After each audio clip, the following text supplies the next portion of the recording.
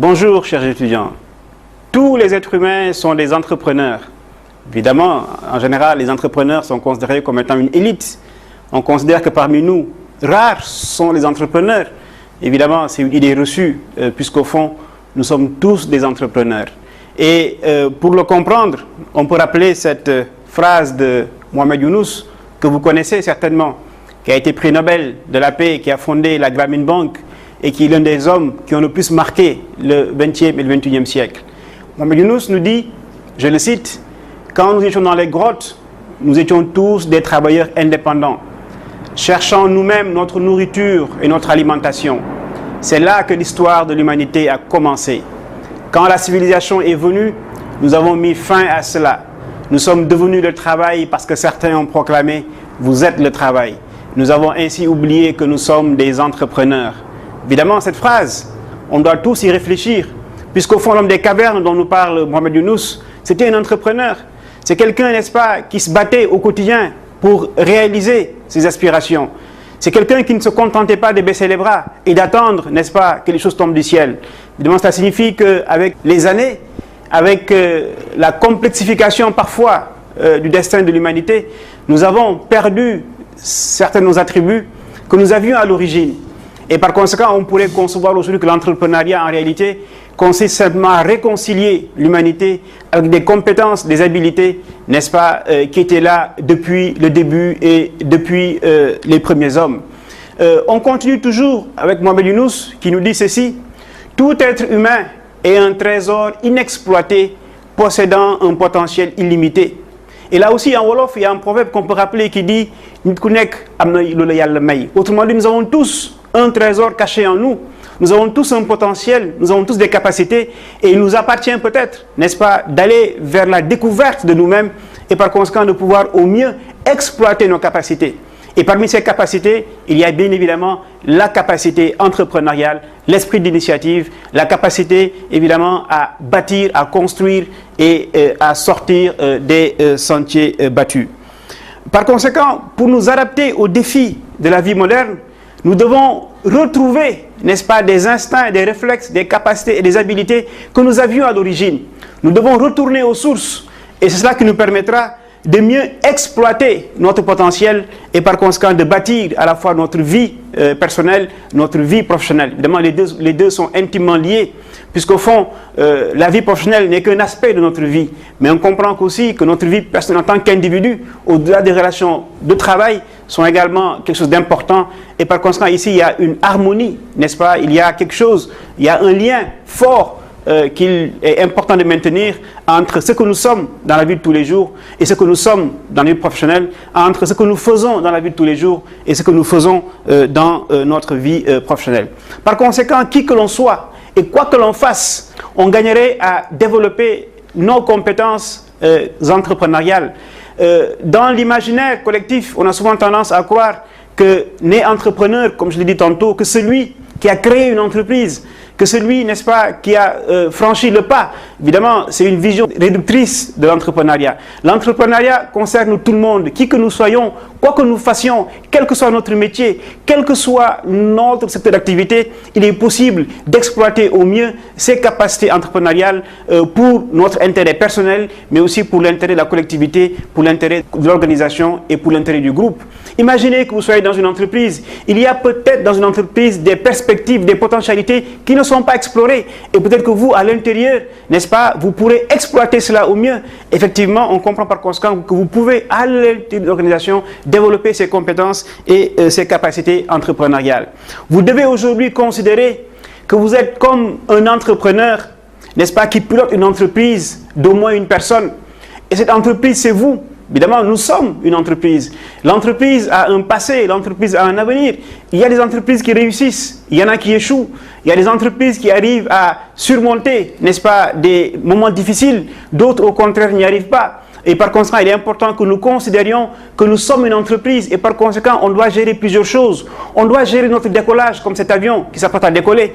Mais on comprend que décoller ne signifie pas seulement être arrivé. Une fois qu'on a décollé, il faudrait se maintenir en vol. Il faudrait aussi veiller à ce que l'atterrissage, n'est-ce pas, soit un atterrissage, n'est-ce pas, qui soit conforme à ce qui est attendu. Et par conséquent, on comprend bien qu'à ce niveau-là, il est important, si on s'assimile et si on se considère comme étant une entreprise, de pouvoir gérer, n'est-ce pas, toutes ces étapes qui sont celles d'une entreprise. Et là aussi, en tant que pilote, est-ce que nous allons subir les forces du vent ou est-ce que nous allons chercher au contraire à l'exploiter? Est-ce que nous allons subir, n'est-ce pas, les tempêtes, les intempéries ou est-ce que nous allons évidemment réussir à les surmonter? Et là aussi, on comprend qu'à ce niveau-là, il y a des compétences et des capacités qu'il est important que nous développions pour pouvoir évidemment décoller dans les meilleures conditions, voler dans les meilleures conditions et atterrir dans les meilleures conditions. Et là aussi, il est important de se dire qu'en réalité, le monde a tellement changé qu'aujourd'hui, les vieux outils dont nous disposions auparavant ne sont plus adaptés. Aujourd'hui, le monde ressemble à un bâtiment de 300 étages. On comprend que si on veut utiliser l'escalier pour aller au sommet, une vie ne suffirait pas. Par conséquent, cet escalier est devenu caduc, est devenu obsolète. Il nous appartient par conséquent d'imaginer d'autres solutions, de faire preuve d'ingéniosité pour évidemment arriver au sommet en consacrant moins de temps, le moins de temps possible évidemment à la montée et aussi en dépensant le moins de ressources possible et aussi évidemment en le faisant de la meilleure des façons. Et par conséquent, pour y arriver, il est important que nous renouvelions notre capacité et notre façon de concevoir le monde et de penser. Il y a beaucoup d'idées, n'est-ce pas, qui sommeillent en chacun d'entre nous, qui sont des idées caduques, qui ne sont plus des idées opératoires dans le monde dans lequel on vit. Dans ce monde, il y a de nouvelles règles. Il y a de nouvelles façons de concevoir les choses. Et il est important de connaître ces nouvelles règles, de les assimiler et de pouvoir aussi les mettre en œuvre. Évidemment, cela signifie que si on le fait, on développe en nous les capacités, n'est-ce pas, à emprunter les voies qui sont celles du succès et à nous éloigner au contraire des voies qui nous amènent vers l'échec ou vers des situations difficiles. Évidemment, à ce niveau-là, il est important de dire que nous avons le choix et que nous avons en particulier deux solutions qui s'offrent à nous et que nous ne devons ni ignorer ni manquer d'exploiter. La première solution, c'est de nous considérer comme un bêta permanent. Évidemment, un bêta, ça signifie que c'est une version provisoire.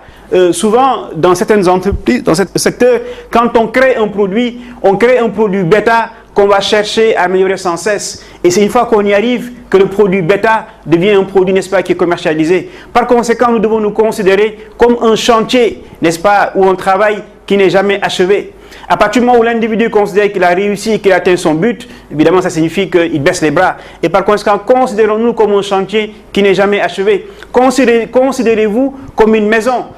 Vous faites les fondations, c'est pas fini, il faut monter, il faut construire le premier étage. Une fois que vous avez fini le premier étage, c'est pas fini, il faut construire le second étage. On comprend que c'est ainsi qu'on construit des gratte-ciel. Mais encore une fois, si on considère que le travail est achevé, cela signifie évidemment qu'on n'y arrivera pas ou en tout cas qu'on ne réussira pas à faire des choses extraordinaires. Et deuxième chose, et là aussi pour se considérer comme un bêta permanent, il est important d'investir en permanence en vous-même. En nous-mêmes, nous sommes la ressource la plus précieuse que nous avons.